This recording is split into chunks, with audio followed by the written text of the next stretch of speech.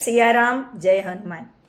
મિત્રો, આજે એક નવા વિડીયો સાથે શ્રી રામ ભગવાનના જન્મદિવસ શ્રી રામનવમી વિશે હું વાત કરીશ.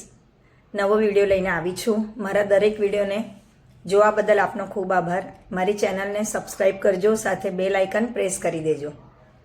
મારા વિડીયોને પણ જરૂરથી સાંભળજો, લાઈક કરજો, શેર કરજો. મિત્રો, રામનવમી વિશે વાત કરીએ. શ્રી રામ ખાલી આ બે અક્ષરનું નામ જ કેટલું બધું મહત્વ ધરાવે છે, આપણી આસ્થાને કેટલી વધારે છે અને આપણી શ્રદ્ધાનું બળ કેટલું ટકાવી રાખે છે ફક્ત બે અક્ષર રામ. તો આપણે શ્રી રામના જન્મદિવસ વિશે કે રામનવમી વિશે આજે વાત કરીએ કે રામનવમી એટલે શું.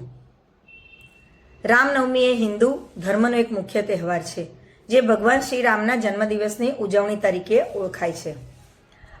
આ પવિત્ર દિવસ ચૈત્ર મહિનાની શુક્લ પક્ષની 9મી તિથિએ ઉજવવામાં આવે છે. આ દિવસે ચૈત્ર નવરાત્રિનું પણ સમાપન થાય છે. માન્યતા છે કે ત્રેતા યુગમાં આ શુભ દિવસે મધ્યાહન સમયે અયોધ્યાના રાજા દશરથ અને માતા કૌશલ્યાના પુત્ર તરીકે ભગવાન વિષ્ણુના 7મા અવતાર શ્રી રામનો જન્મ બપોરે 12 વાગે થયો હતો. આ દિવસે ભગવાન રામની સાથે સીતા માતા, એમના ભાઈ લક્ષ્મણજી અને હનુમાનજીની પણ પૂજા કરવાનું વિશેષ મહત્વ છે. રામનવમીનું ધાર્મિક મહત્વ શું છે અને માન્યતાઓ શું છે એના વિશે વાત કરીએ તો રામનવમીનું ધાર્મિક મહત્વ ભગવાન શ્રી રામના જીવન અને એમના દ્વારા પ્રસ્થાપિત કરેલા આદર્શો સાથે ઊંડે સુધી સંકળાયેલું છે. ભગવાન શ્રી રામના જન્મનો અવતારનો હેતુ શું? તો ધાર્મિક શાસ્ત્રો મુજબ જ્યારે પૃથ્વી પર અસુરો, દૈત્ય, અશક્તિઓનો અત્યાચાર વધી ગયો, ઋષિ મુનિઓના યજ્ઞોનો નાશ થવા લાગ્યો, અધર્મ પોકારવા લાગ્યો, ત્યારે સત્ય અને ધર્મની સ્થાપના માટે ભગવાન વિષ્ણુએ શ્રી રામના અવતાર તરીકે જન્મ લીધો. આ તહેવાર આપણને યાદ અપાવે છે કે સત્ય અને ન્યાયનો હંમેશા વિજય થાય છે. મર્યાદા પુરુષોત્તમ શ્રી રામના આદર્શમાં શું ગણવામાં આવે છે કે ભાઈ ભગવાન રામને મર્યાદા પુરુષોત્તમ એટલે કે મર્યાદાના પાલન કરનારા શ્રેષ્ઠ પુરુષ તરીકે ઓળખવામાં આવે છે, જેમણે પોતાના જીવન દ્વારા પુત્ર, પતિ, ભાઈ અને રાજા તરીકેની ફરજો સંપૂર્ણ રીતે નિષ્ઠાપૂર્વક આદર્શ રીતે નિભાવી અને એનું ઉત્તમ ઉદાહરણ પૂરું પાડ્યું.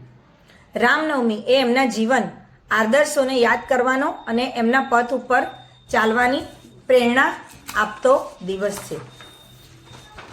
શ્રી રામનું નામ જ સાર્થક કરે છે કે એમણે પોતાના જીવનમાં કેવી રીતે બધી ફરજો નિભાવી અને ધર્મનું આચરણ કરીને.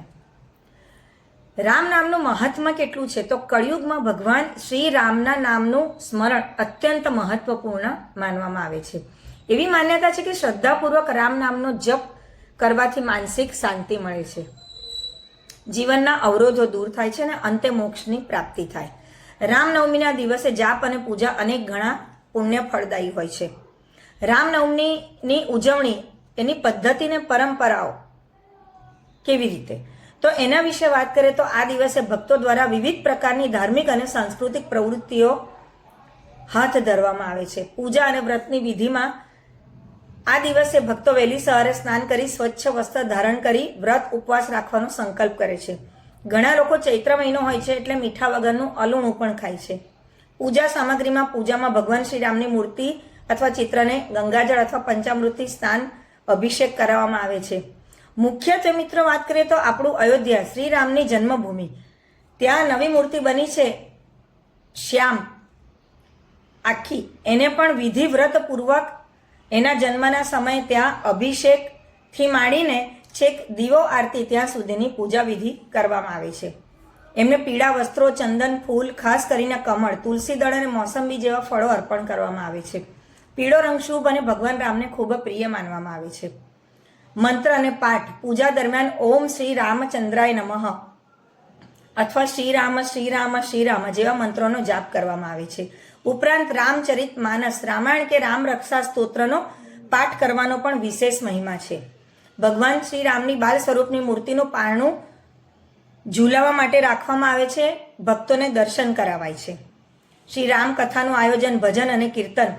આ દિવસે ઘરો, મંદિરોમાં રામાયણ અને રામકથાનું આયોજન થાય છે. ભક્તો ભજન કીર્તન ગાઈને ભગવાનના ગુણગાન કરે છે, રાત્રિનું જાગરણ પણ કરે છે. આ પ્રવૃત્તિઓથી વાતાવરણ ખૂબ ભક્તિમય બની જાય છે અને પૃથ્વી પર ચારે તરફ જાણે ભક્તિની એક ધારાનો સ્તોત્ર વહેવા માંડે છે. શોભાયાત્રા અને મેળા. તો ભારતભરમાં ખાસ કરીને અયોધ્યા સહિત અનેક શહેરોમાં રામનવમીના દિવસે ભવ્ય શોભાયાત્રાનું આયોજન કરવામાં આવે છે. આ યાત્રામાં ભગવાન શ્રી રામ, શ્રી સીતા માતા, શ્રી લક્ષ્મણજી અને શ્રી હનુમાનજીની ઝાંકી શણગારેલા રથ તૈયાર કરીને એની શોભાયાત્રા નીકળે છે. ભક્તો શ્રી રામના જય ઘોષ સાથે નારા લગાવે છે. મંદિરોમાં ખાસ કરીને શણગારવામાં આવે છે પ્રભુ શ્રી રામ, એમનું સિંહાસન, એમની મૂર્તિ, એમના શણગાર. અને દરેક જગ્યાએ ભારે ભીડ સાથે ભક્તો એમના ખૂબ ભક્તિભાવપૂર્વક દર્શન કરે છે. હવે રામનવમીના દિવસે સ્વામિનારાયણ જયંતિનું પણ વિશેષ મહત્વ છે. રામનવમીનો દિવસ સ્વામિનારાયણ સંપ્રદાયના અનુયાયીઓ માટે ખાસ વિશેષ મહત્વ ધરાવે છે. સંવત 1837 ઈસવીસન 1781માં રામનવમીના દિવસે જ ભગવાન શ્રી સ્વામિનારાયણનો પણ જન્મ થયો હતો.